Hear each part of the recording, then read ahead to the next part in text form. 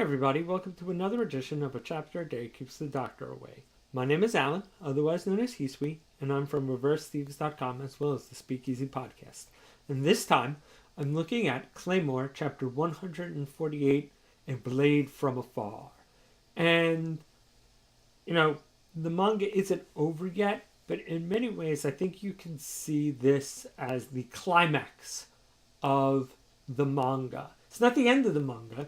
There's still a falling action to occur, and there's obviously still at least one major fight to finish. But for the peak of the drama, I think this is sort of that chapter. I mean, I could be forced to eat my words later on, because once again, there's going to be another fight. But in many ways, this is the apex of the story. And it starts off with Raki talking to Issei, kind of getting his last lessons. I mean, he does a lot more training after this, but in many ways, here's his master's final important lesson. And we've kind of already seen all of this, but, it's spelled out for you here that Raki can't win this fight in general. Issei tells him, as much as you train, Priscilla will fight you on equal level to a certain point, but if she ever feels threatened, she's just going to step it up a notch. It doesn't matter who you are, and she's going to mortally wound you. But she isn't going to kill you. Now, what you have to do is survive that wound, because she isn't going to, flat out rip off your head and throw it into Mount Doom, but she is going to mortally wound you if you don't train to basically survive that blow. Because she's going to give you enough of an injury to kind of let you slowly die. And kind of, get a laugh out of it. Whether this is because she actually likes you or because she's just kind of sadistic that way, that's for the gods only to know. But that's how she's going to do it. But there's an opportunity, once again, that this is the only time anybody is going to go off her radar. So you have one shot while you're off her radar, the only person who can get off her radar, to make one blow, and you better make it count. And so we see that he does. And, we flash back to the present, where he's, stabbed her through the neck. And, somebody commented very astutely that, he should have just gone for the head. But in a way, this makes the most thematic sense. In a way that's kind of important. Raki, if anybody reads the blog, Kate, the person I do the blog with, did a great post about people really writing off Raki as totally unimportant. And in many ways, here is where it proves his worth. If you never thought he was valuable up to this point, which, me and Kate definitely agree he has been, here's where he proves his worth beyond a doubt. Where he stabs, Priscilla, but doesn't kill her, but he gives Claire the opportunity to basically make Priscilla hesitate because of that unseen blow that sets her up for Claire's killing blow. And so they work together, and they seemingly kill her. But they land a head blow, her body, kind of disappears, and at that point I'm like, yeah, she isn't dead. If there was pieces of her left around, maybe. But this, body vanishes, yeah, she's gonna come back. But they do land a solid head blow, which pretty much kills her. And then they all rush over to, the injured, thinking that Priscilla's dead, which, horror movie rules, she obviously isn't. And with some of the body horror in this series, it is kind of somewhat a horror film at times. And, Tabitha is dying, and, the leader's trying to, you can make it through. And she's like, nah, just heal me enough so I can do one last quick yokai check. And, she has a big speech, not blaming anybody, just glad that everybody's basically through it.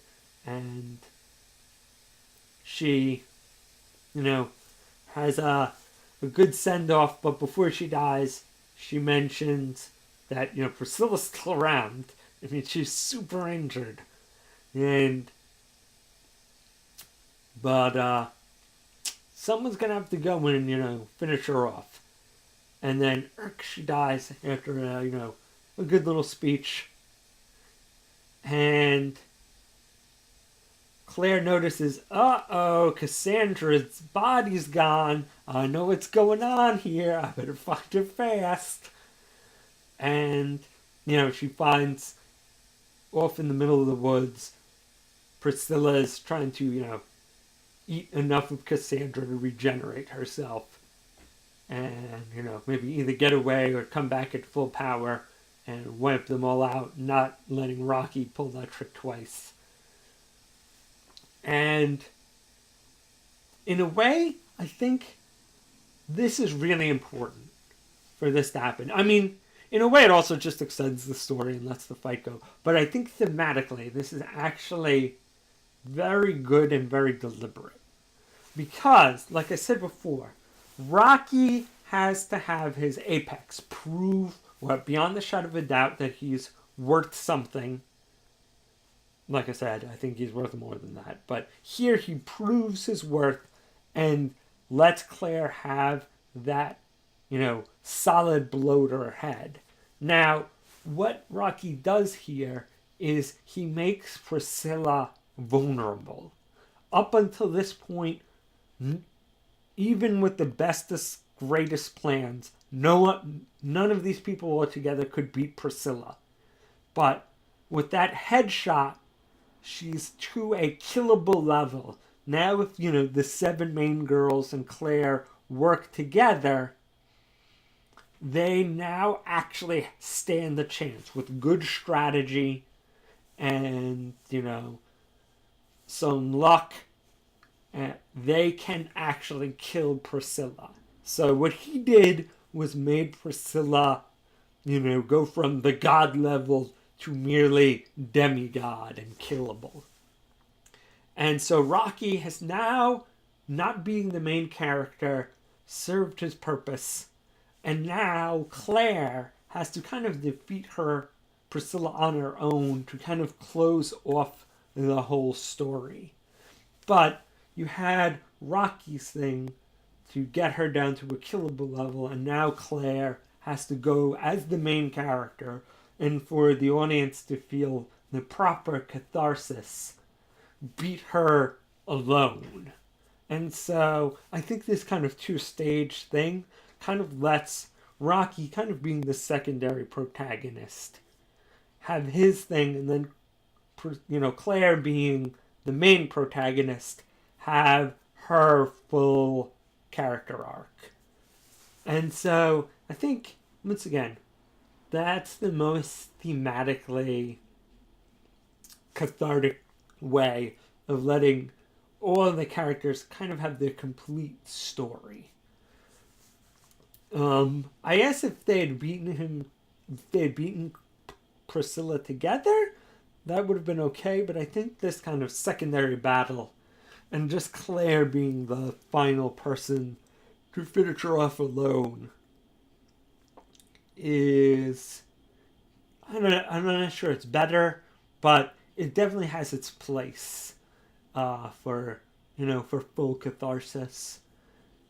And I feel like, I'm not sure if Raki's thing, having them both work together would have been better or worse, but the fact that he has that kind of extremely vital thing, and then Claire has her own important role, kind of vanquishing Priscilla once and for all, has its own merit. And I think, in a way, this kind of hits the broader strokes for everybody, which I think is probably smart. And as long as this fight doesn't go on too long, not a bad decision. I think it gives everybody a chance to sort of have their time in the spotlight and something that only they could have done to defeat Priscilla. And I think that with the long running series like that, kind of giving everybody like their one little chance to shine and their kind of little role to play is very important.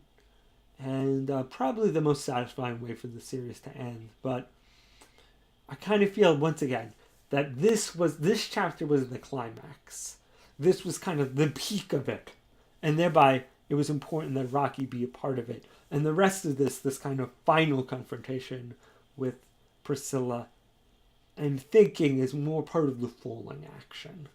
I'm kind of curious, after Priscilla is defeated, what's going to happen with like the rest of the awakened beings and everything. But once again, it's more falling action, wrapping up, what came before this. So, good chapter. Once again, really glad that they made it clear once and for all that Raki was important. And kind of curious to see how long this falling action goes on. Because I feel like this is not a series that's going to wrap everything up. In fact, it kind of seems like the kind of series that after it's over, there could be a few like one-shot chapters where the author could go back and show you more that's what happened. But I feel like the death of Priscilla is probably going to be what ends the series, and there'll probably be a one or two chapter like, and here's some more falling action, a little bit of what is going to happen. But I don't feel like it's going to be, and then everything was wrapped up and everybody was happy. I feel like, and this is the end of a major era of the Claymore, world, and now they have these new frontiers to explore, kind of free of the organization, but there's still a lot of, troubles in the land. But this story of kind of the organization is closed. So I'm curious how much of the wrap up, how much we'll see of people's lives wrapped up, and how much will it just be like they closed the book on that chapter, and the rest of the world will only kind of be seen in like one-offs. But man, this is like my most popular series, and it's pretty much over. So I guess I'll have to go back to like mediocre hits for the rest of my videos. But I'm glad at least one of my series that I'm looking at is popular. So see you guys next time.